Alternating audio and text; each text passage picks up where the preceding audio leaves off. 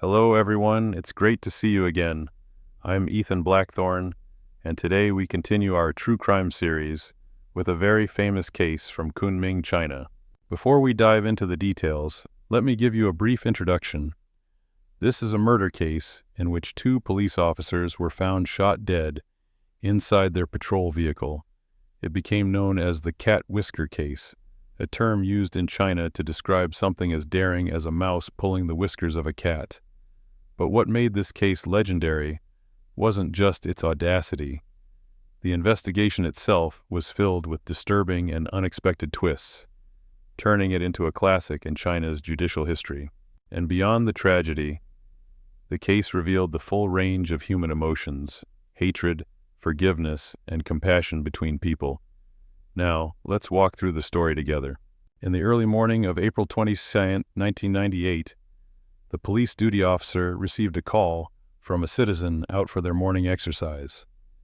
The caller reported seeing two people slumped over in the front seats of a police minivan abandoned by the roadside. The duty officer could hardly believe what he was hearing. Two people dead in a police patrol vehicle? What on earth was going on? A team of investigators was immediately dispatched to the scene. When they arrived, they found exactly what had been reported: two bodies, one male and one female, seated inside. Both were dressed in civilian clothes, but their clothing was messy and disheveled. It appeared they had been dead for several days. Their faces and bodies were stiff, frozen in the positions they had died in. Lividity marks were visible on the lower parts of their bodies, and the air was heavy with the pungent odor of decomposition. The victims were quickly identified through their police identification cards. The female was Wang Xiaoxiang, a beautiful officer once hailed as the beauty queen of the communications department of the Kunming Public Security Bureau. The male was Wang Tuanba, the deputy director of the Shilin District Public Security Bureau in Kunming, a respected and influential figure in the police force. Both had been killed by close-range gunshots to the chest. Who could have done this? Who would dare to kill two police officers while they were sitting in their patrol vehicle? This brazen act, likened to a mouse pulling the cat's whiskers, shocked the entire country at the time. The forensic report later revealed something even more scandalous. Examination of the victims' lower bodies showed they had engaged in sexual activity shortly before their deaths. Their disheveled clothing further supported this finding. There was another problem. Wang Xiaoxiang was not single. She was married to Du Buiwu, a police officer working at a drug rehabilitation center, who had recently been promoted to department head. The couple lived a happy life with their 4-year-old son. This meant that Wang Xiaoxiang had been having an affair with Wang Tuanba, and both had been killed by two precise bullets straight to the heart. Now came the big question: who could have killed two trained police officers? Especially when the male victim, Wang Tuanba, was not only a deputy director, but also an exceptional marksman, lightning fast with his draw, who had once placed second in a police shooting competition. Investigators found two shell casings at the scene. They belonged to a Type 77 pistol, also known as the QSS-77, the standard issue sidearm Wang Tuanba carried on duty, but the pistol was missing from the scene. From the evidence, it appeared someone had managed to wrestle the pistol from Wang Tuanba and use it to execute both victims. Police believed this was not a robbery. The victims' IDs and money were still on them. And what kind of thief would take the extreme risk of targeting a marked police vehicle? The motive began to lean toward revenge over personal conflict. So, who had the strongest motive and the capability to do this? By logic, the husband, Du Buiwu, fit the profile perfectly. As an experienced officer, he had both the skills and the motive. The police built a theory. Du had long suspected his wife of cheating. On the night of April 20th, he followed her and saw her get into a vehicle with Wang Tuanba. He then caught them in the act. Overcome with rage at being betrayed by both his wife and a close friend, Du approached the vehicle. The lovers panicked and scrambled to dress. Du allegedly seized Wang Tuanba's pistol and shot them both in the heart, ending their lives. After forming this theory, the police held an urgent closed-door meeting. They agreed they had to arrest Du quickly and discreetly to avoid giving him any chance to escape. Around 2 p.m. that same day, a senior officer from the Drug Rehabilitation Center came to Du's home and invited him out for lunch. Seeing his superior and colleagues at his door, Du came downstairs without suspicion and got into the car. When the car stopped at the gate of the Yunnan Provincial Traffic Police Training Center, several men rushed in from both sides, opened the doors, and pinned Du to the ground. Completely bewildered, Du kept asking, "Who are you? What are you doing?" Once he was handcuffed, they took him straight to the Kunming Criminal Investigation Division. There, police searched him and took him to a large office on the 4th floor, where he was held until 5 p.m. When the Special Investigation Unit arrived, they informed him that his wife and his close friend had been killed, and that he was the prime suspect. After reading Du Buiwu's initial statement, the Special Investigation Unit began their interrogation. From the very start, they did not hold back. For 3 consecutive days, investigators worked in rotating shifts to break him. They splashed cold water in his face, created loud noises, and shone high-powered lights directly into his eyes. He was not allowed a single minute of sleep. After days without rest, Du's face became gaunt, his lips cracked and bleeding, his eyes were swollen and bruised, yet he still insisted on his innocence. By May 2nd, Du had been held for 10 straight days without confessing. He repeatedly demanded that proper legal procedures be followed for his release, since there was no concrete evidence against him. Instead of presenting an official arrest warrant, police produced only a summons notice, which by law allowed a maximum of 12 hours of questioning. In reality, he had already been detained and tortured for 10 days and nights. Seeing that he continued to plead his innocence, investigators decided to conduct a polygraph test.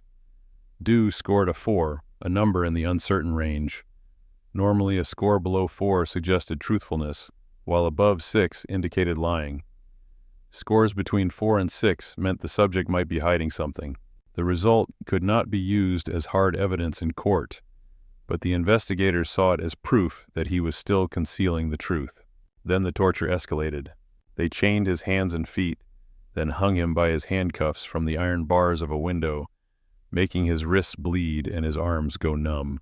At times, they placed a stool beneath his feet to let him rest briefly, only to kick it away without warning, leaving him hanging in agony. This was repeated over and over, day after day. When that still didn't break him, they began shocking his fingers and toes with high-voltage electric batons. Some of the interrogators had once been his colleagues. Before inflicting the torture, they would coldly say, "I'm sorry," and then proceed without hesitation. Over 20 consecutive days, Du's face swelled, his limbs were covered in black and blue bruises, and many wounds became infected. He was deprived of sleep, allowed only to kneel on the cold floor between torture sessions. Finally, physically broken and mentally exhausted, Du caved in and confessed to killing his wife and Wang Tuanba. The confession matched the investigators' theory perfectly. However, when they pressed him on the whereabouts of the murder weapon, the missing Type 77 pistol taken from Wang Tuanba, Du's answers kept changing. Each time he described a location where he claimed to have discarded the weapon. Police escorted him there. But when they found nothing, they would beat him again, sometimes even hanging him by the neck with a rope to force him to remember. In the end, Du claimed he had dismantled the pistol and scattered its parts along various roads, throwing some into Dianchi Lake. It was now impossible to recover. By then, the once strong department head was a wreck. His wrists and ankles were grotesquely swollen and oozing pus. The backs of his hands were blackened. Only after his condition became critical did they let him rest briefly until he could hold a pen. Then they had him write and sign a full written confession. On December 1998, the Kunming Intermediate People's Court held the trial of Du Buiwu, charging him with intentional homicide.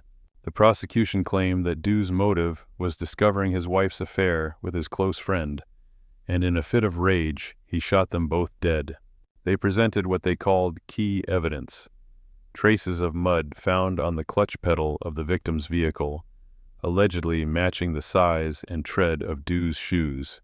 This, they argued, proved he had driven the car to a deserted location after the killings, abandoning it so the bodies would not be discovered for over 2 days, giving him time to erase evidence. They also claimed to have detected gunpowder residue on the right cuff of the shirt Du wore after using Wang Tuanba's Type 77 pistol, but the defense found holes in the case. Why was there mud only on the clutch pedal, but none on the brake or accelerator? In court, Du showed the severe injuries he sustained from torture, his body covered in wounds, his clothing stained with blood, and accused police of coercing his confession through brutal means. Faced with the complexity of the case, the presiding judge announced that the trial would be postponed. However, by October 1999, despite insufficient evidence, credible alibis, and his consistent claims of being tortured into confessing, the Yunnan High People's Court still sentenced Du to death, with a 2-year reprieve before execution. It seemed his fate was sealed. Du would pay with his life for a crime almost everyone at the time believed he had committed. But in April 2000, everything changed. That month, a man named Wang Zhenshan and his vehicle mysteriously vanished. Police investigated and arrested suspect Zhang Guoli and his girlfriend. Under questioning, Zhang admitted to being part of a violent gang led by former railway police officer Yang Tiandeng. The gang's crimes were staggering. From April 1997 to May 2000, they had murdered 19 people, injured 1, and stolen 20 vehicles to sell on the black market. Among their victims were 2 police officers, Wang Tuanba and Wang Xiaoxiang. When police raided the gang's safe, they made a stunning discovery: a Type 77 pistol, serial number 1605825, the very gun issued to Wang Tuanba and stolen during the killings. This confirmed the gang's confession.